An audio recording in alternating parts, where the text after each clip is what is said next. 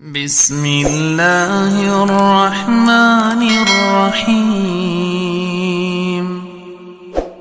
والشمس وضحاها والقمر إذا تلاها والنهار إذا جلاها والليل إذا يغشاها والسماء وما بناها والأرض وما طحاها ونفس وما سواها فألهمها فجورها وتقواها قد أفلح من زكاها وقد خاب من دساها كذبت ثمود بطغواها إذ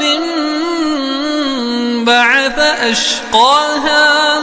فقال لهم رسول الله ناقة الله وسقياها فكذبوه فعقروها